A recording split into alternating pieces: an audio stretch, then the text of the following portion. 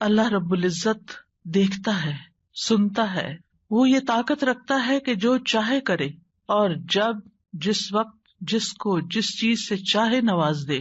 اس لیے اگر ہمارا یہ یقین ہے کہ ہمارا رب ایسا ہی ہے تو اس چیز سے ہمارے اندر دعا کا جذبہ اور زیادہ پیدا ہوگا. جتنا جتنا انسان کو اللہ سبحانہ تعالیٰ کی معرفت حاصل ہوتی چلی جاتی ہے تو فطری طور پر، قدرتی طور پر اس کے اندر یہ جذبہ پیدا ہوتا جاتا ہے کہ وہ اپنی ہر ضرورت کے لیے، چھوٹی ضرورت کے لیے بھی اور بڑی ضرورت کے لیے بھی اپنے اسی رب کو پکارے اور اس سے دنیا اور آخرت کی سعادتیں اور بھلائیاں مانگ لے. وہ اسی کو اپنا کارساز بنا لے، اسی کو اپنا مددگار سمجھے. اس لیے دعا کرتے رہنا چاہیے. دعا کا نہ کوئی خاص وقت مقرر ہے کہ اس وقت کا آپ انتظار کریں تو دعا کر سکتے ہیں.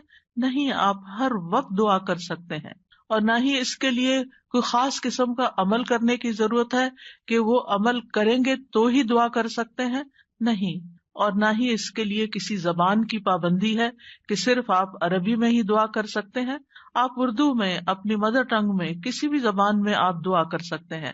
وہ دعا اللہ تعالیٰ تک پہنچتی ہے، وہ دعا کو سنتا ہے اور اپنی حکمت کے مطابق اس کی قبولیت کا فیصلہ کرتا ہے کہ کیا بندے کو یہی چیز دے دی جائے جو وہ مانگ رہا ہے، یا اس سے بہتر کوئی چیز دی جائے، یا پھر اس سے کوئی بلا ٹالی جائے، یا اس کے لیے آخرت میں ذخیرہ کر لیا جائے، کیونکہ اس کے باقی اعمال اتنے نہیں ہیں کہ جن کی بنا پر یہ وہاں نجات پا سکے گا.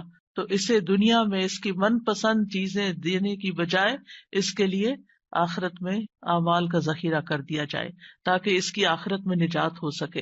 لہذا ہم سب کو دعا کرتے رہنا چاہیے. دعا عظیم عبادت، شرف والی عبادت، وہ عبادت جس کو اللہ تعالیٰ پسند کرتا ہے، وہ عبادت کہ جسے چھوڑ دیا جائے تو اللہ تعالیٰ ناراض ہوتا ہے.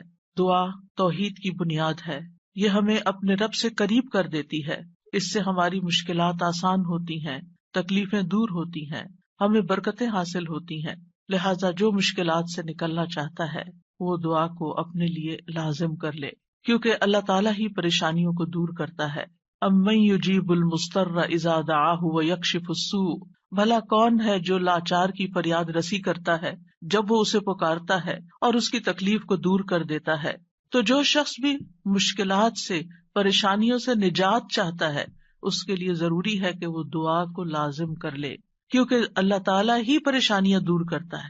اللہ تعالیٰ کے علاوہ کوئی نہیں جو پریشانی دور کر سکے. وقتی طور پر کوئی آپ کو دلاسا دے دے گا، کوئی آپ کی ہمت افزائی کر دے گا، کوئی آپ کا دکھ بانٹ دے گا، لیکن آپ کی مشکل صرف اور صرف اللہ تعالیٰ ہی حل کر سکتا ہے.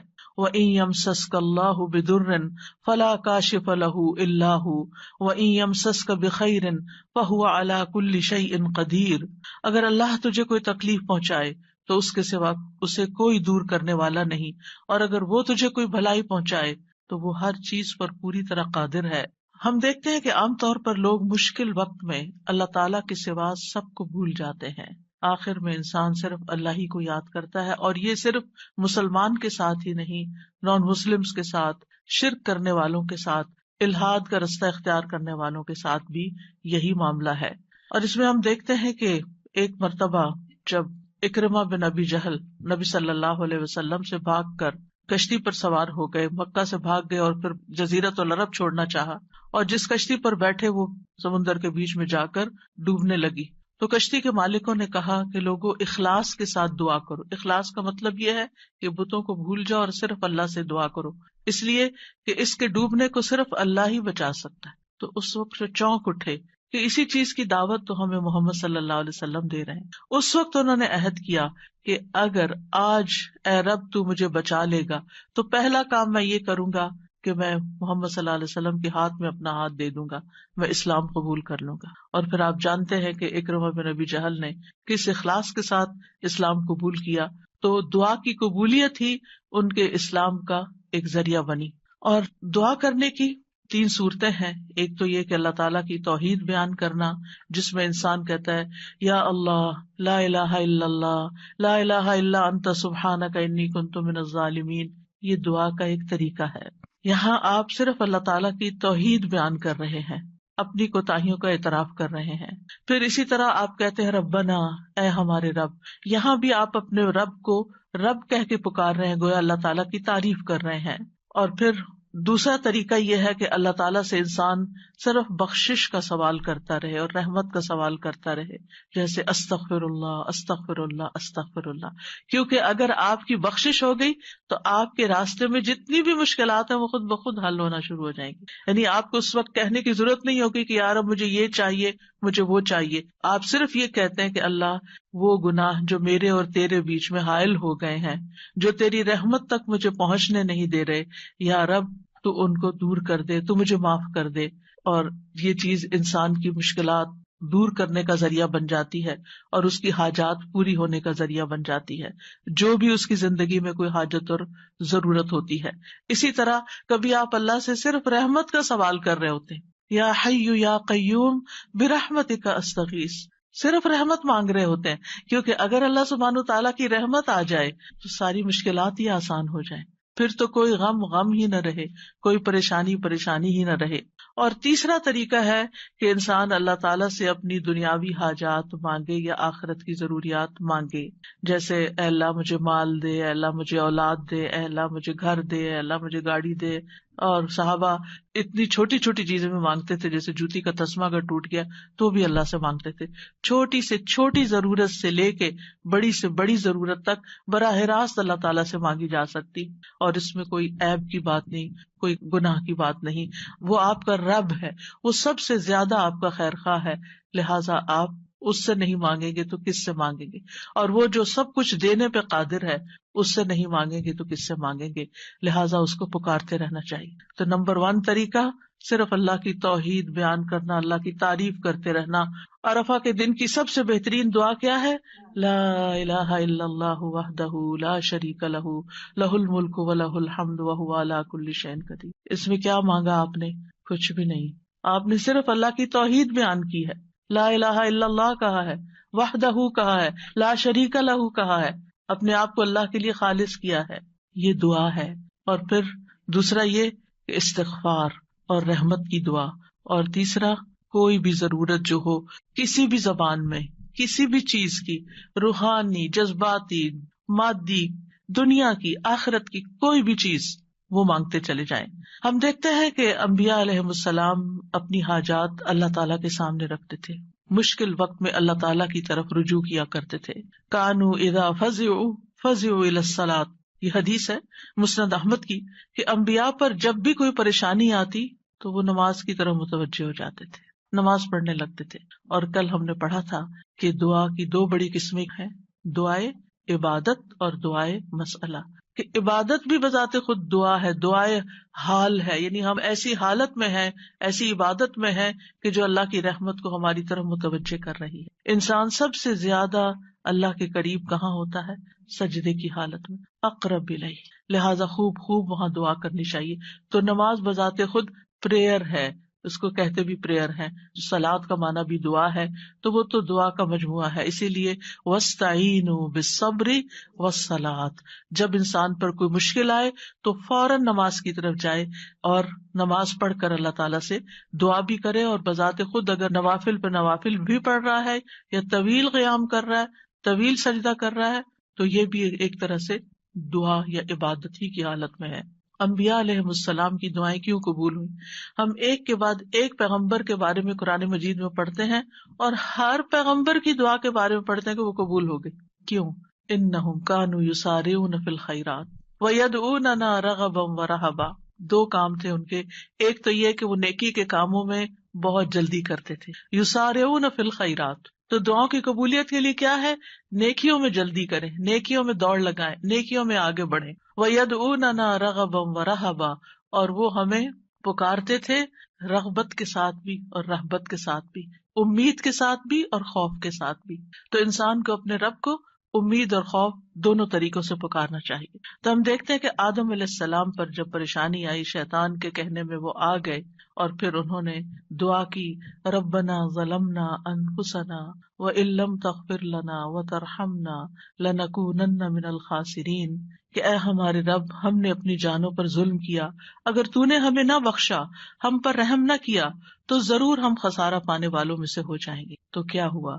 اللہ تعالیٰ نے دعا قبول کی، فَتَلَقَّى آدَمُ مِن رَبِّهِ كَلِمَاتٍ فَتَابَ عَلَيْهِ إِنَّهُ هُوَ التَّوَّابُ الرَّحِيمُ۔ اللہ سبحانہ وتعالیٰ نے آدم علیہ السلام کی توبہ قبول کر لی۔ نوح علیہ السلام کی قوم نے ان کے ساتھ بہت برا سلوک کیا۔ كذبت قبلهم قوم نوح فكذبوا عبدنا وقالوا مجنون وازدجر فدعا ربه انی مغلوب فانتصر۔ ان سے پہلے قوم نوح نے بھی جھٹلایا تھا، بس انہوں نے ہمارے بندے کو جھٹلا دیا اور کہنے لگے یہ مجنون ہے، اور وہ بری طرح جھڑک دیا گیا۔ یعنی قوم کے اوباش قسم کے لوگ ان کے ساتھ ڈانٹ ڈپٹ بھی کرتے تھے، اور بعض روایات میں آتا ہے کہ انہوں نے ان کو اتنا مارا کہ بے ہوش کر دیا۔ تو انہوں نے اپنے رب کو پکارا، انی مغلوب، رب میں مغلوب ہو گیا ہوں، میرا ان پہ کوئی بس نہیں چلتا، میں ان کے ساتھ ہر طریقہ آزما چکا ہوں، یہ نہیں مانتے، بس تو میری مدد کر۔ کیا ہوا؟ اللہ تعالیٰ فرماتے وَنُوحًا إِذْ نَادَى مِن قَبْلُ فَاسْتَجَبْنَا لَهُ فَنَجَّيْنَاهُ وَأَهْلَهُ مِنَ الْكَرْبِ الْعَظِيمِ۔ اور نوح کو بھی جب اس نے اس سے پہلے پکارا تو ہم نے اس کی دعا قبول کر لی، پھر اسے اور اس کے گھر والوں کو بہت بڑی گھبراہٹ سے بچا لیا۔ وَلَقَدْ نَادَانَا نُوحٌ فَلَنِعْمَ الْمُجِيبُونَ، اور بلا شبہ یقیناً نوح نے ہمیں پکارا تو یقیناً ہم بہت اچھے قبول کرنے والے ہیں۔ اللہ تعالیٰ نے ان کی دعا قبول کر لی اور پوری قوم کو ڈبو دیا سوائے ایمان والوں کے، اور اپنے بندے کا بدلہ لے لیا۔ یونس علیہ السلام کی مثال ہمارے سامنے ہے کہ جب اپنی قوم سے ناراض ہو کر، غضبناک ہو کر چلے گئے تھے، چلتے چلتے سمندر تک، سمندر سے کشتی میں، کشتی سے مچھلی کے پیٹ میں، اور مچھلی چلی گئی سمندر کی تہہ میں، اندھیروں پر اندھیرے۔ فنادا فی الظلمات اللہ الہ الا انت سبحانک انی کنت من الظالمین۔ تو اس نے اندھیروں میں پکارا، تیرے سوا کوئی معبود نہیں، تو پاک ہے، یقیناً میں ظلم کرنے والوں میں سے ہوں۔ تو ہم نے اس کی دعا قبول کر لی اور اسے غم سے نجات دے دی، اور اسی طرح ہم ایمان والوں کو نجات دیتے ہیں، اوروں کو بھی دیں گے۔ ان ساری مثالوں میں ہمارے لیے سبق ہے۔ ہمارے حالات کتنے بھی تنگ ہوں، ہم کتنی بھی پریشانی میں ہوں، لیکن پیغمبروں سے زیادہ پریشانی ہم پر نہیں آئی۔ بعض جگہوں پر آتا ہے کہ آدم علیہ السلام 300 سال تک یہ دعا کرتے رہے، روتے رہے کہ مجھ سے غلطی ہوئی ہے۔ بالآخر رب نے ان کو کلمات سکھائے اور پھر دعا انہوں نے مانگی اور ان کی نجات ہوئی۔ بعض اوقات آزمائشیں لمبی ہو جاتی ہیں، لیکن ہمیشہ یقین رکھیے کہ رب سنتا ہے، وہ ضرور سنے گا، وہ کبھی بھی مجھے محروم نہیں کرے گا۔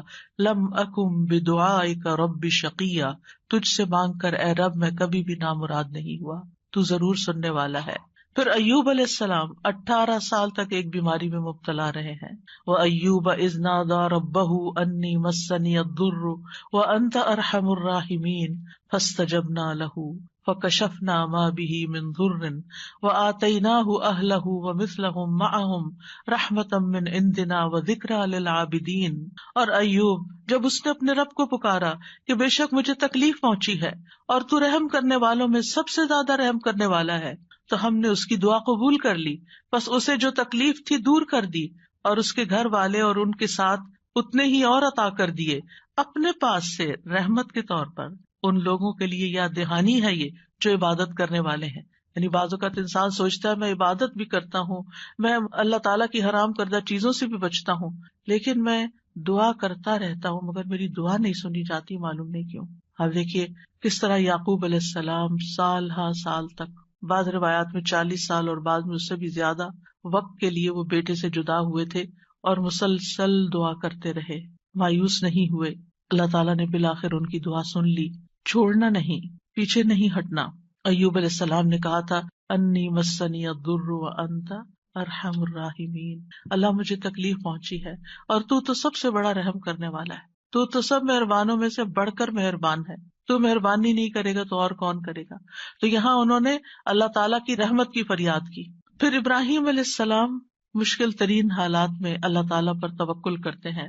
ابن عباس کہتے ہیں کہ یہ کلمہ حسبنا اللہ ونعم الوکیل ابراہیم علیہ السلام نے اس وقت کہا تھا جب انہیں آگ میں ڈالا گیا تھا، اور ان کے اس کلمے کی وجہ سے ان پر آگ ٹھنڈی ہو گئی، کیونکہ انہوں نے کہا تھا حسبنا اللہ ونعم الوکیل، حسبنا اللہ، اللہ ہمیں کافی ہے۔ یہ بھی پکارنے کا ایک انداز ہے، اللہ کی رحمت کو طلب کرنے کا ایک انداز ہے۔ اور ان کے اس کہنے پر اللہ سبحانہ تعالیٰ نے کیا فرمایا، قلنا یا نار کونی بردم وسلاما علی ابراہیم، اے آگ تو ابراہیم پر سراسر ٹھنڈک اور سلامتی والی بن جا۔ ابراہیم علیہ السلام نے نیک اولاد کی دعا کی، رب ہب لی من الصالحین فبشرناہ بغلام حلیم، اے میرے رب مجھے لڑکا عطا کر جو نیکوں میں سے ہو، تو ہم نے اسے ایک بردبار لڑکے کی خوشخبری دی، بغلام حلیم۔ ایسا نہیں ہوا کہ ابراہیم علیہ السلام نے ادھر دعا کی اور ادھر ان کو اسحاق اور اسماعیل علیہ السلام مل گئے، انتہائی بڑھاپے کی حالت میں جا کر بہت سالوں کے بعد دعا قبول ہوئی۔ لیکن